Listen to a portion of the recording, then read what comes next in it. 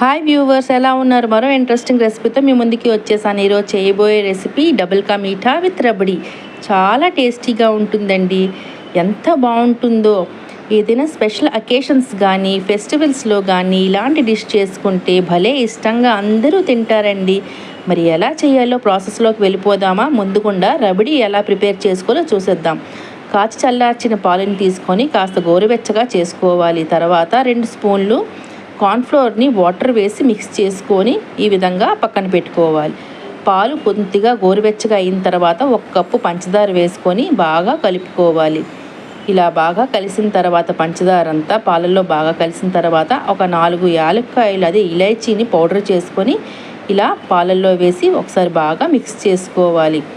ఇలా మిక్స్ అయిన తర్వాత ముందుగా రెడీ చేసుకున్నాం కదండి కార్న్ఫ్లోర్ పౌడర్లోని కుంకుమ పువ్వు కానీ ఫుడ్ కలర్ని కొంచెం వేసి ఈ విధంగా అంతా మిక్స్ చేసుకోవాలి. తర్వాత గోరువెచ్చగా ఉన్న పాలల్లోనే ఈ మిశ్రమం అంతా వేసి 5 నిమిషాలు సిమ్లో పెట్టి బాగా తిప్పుతూ ఇలా కలుపుతూ ఉండాలి అడుగంటకుండా.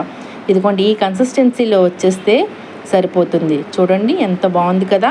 ఇలా కలుపుతూ ఒక 5 నిమిషాలు బాగా కుక్ చేసుకోవాలి. రబడి బాగా కుక్ అవుతుంది. తర్వాత స్టవ్ ఆఫ్ చేసేసి ఒక పించ్ ఆఫ్ సాల్ట్, ఒక చిటికెడు ఉప్పుని వేసి ఒకసారి అంతా బాగా కలుపుకోవాలి.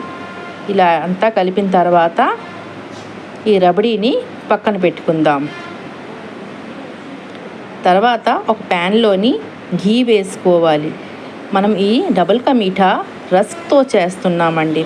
సో రస్క్లు ఇందులోని ఘీలోని బాగా రోస్ట్ అవ్వాలి. ఇదిగోండి ఘీలోని ఈ విధంగా అన్ని రస్క్లు వేసేసి 2 వైపులా టర్న్ చేస్తూ బాగా రోస్ట్ చేసుకోవాలి.